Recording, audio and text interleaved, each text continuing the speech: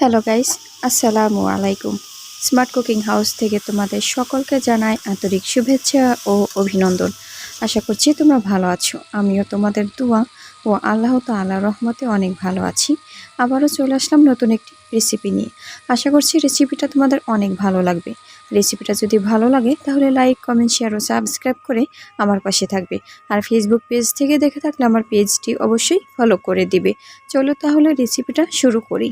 এখানে কিছু কচুরলতি নিয়েছি। কচুরলতিগুলো আমি অফ ক্যামেরায় বেছে কেটে পরিষ্কার পানি দিয়ে ধুয়ে নিয়েছি। আর নিয়েছি কিছু কাঁচা মরিচ কুচি ও পেঁয়াজ কুচি।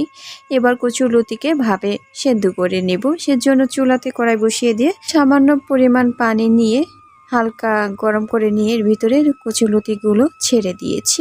কচুরলতি আমি চিংড়ি শুটকি দিয়ে রান্না করব, সেজন্যে কিছু পরিমাণে চিংড়ি শুটকি নিয়েছি। এগুলো আমি ঠান্ডা পানি দিয়ে ধুয়ে পরিষ্কার করে নিব। তোমরা চাইলে গরম পানি দিয়েও পরিষ্কার করে নিতে পারো। চিংড়িগুলো পরিষ্কার করে নিয়েছি। এদিকে আমার কচুরলতিগুলো ভাপ দেওয়া হয়ে গিয়েছে। এবার নামিয়ে পানি ঝরিয়ে নিচ্ছি। চুলাতে কড়াই বসিয়ে দিয়ে তাতে পরিমাণ মতো তেল দিয়েছি। এর ভিতরে কেটে রাখা পেঁয়াজ ও মরিচ কুচি দিয়ে দিচ্ছি। এরপর সামান্য নাড়াচাড়া করে নিয়ে হালকা করে ভেজে নিয়ে তারপর চিংড়ি শুটকি দিয়ে দিব। চিংড়ি শুটকি দিয়ে একটু নাড়াচাড়া করে নিয়ে ভেজে নিব। কচুরলতিগুলো আমার বাড়িতেই ছিল। এগুলো হচ্ছে নিজের ক্ষেতের কচুরলতি। কচুরলতি খেতে খুবই মজা। তো সামান্য পানি অ্যাড করে দিচ্ছি।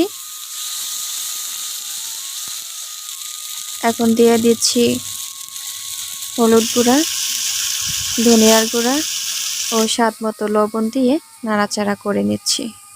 এরপর কচুরলতিগুলো দিয়ে নাড়াচাড়া করে নেব।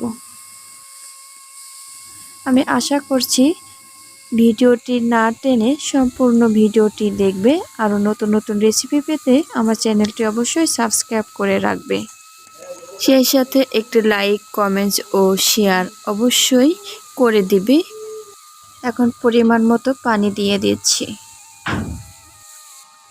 ঢাকা দিয়ে ঢেকে কিছুক্ষণ রান্না করে নেব। এবার ঢাকনা খুলে আবারও নাড়াচাড়া করে নিয়ে পানি শুকিয়ে তরকারিটি রান্না করে নেব। রেসিপিটা তোমাদের কাছে কেমন লেগেছে অবশ্যই কমেন্টস করে জানাবে। তোমরা যারা আমার চ্যানেলের ভিডিওগুলো দেখে থাকো তোমাদেরকে জানাই অসংখ্য ধন্যবাদ। তোমাদের সাপোর্টের কারণে আমি এত দূর পর্যন্ত আসতে পেরেছি।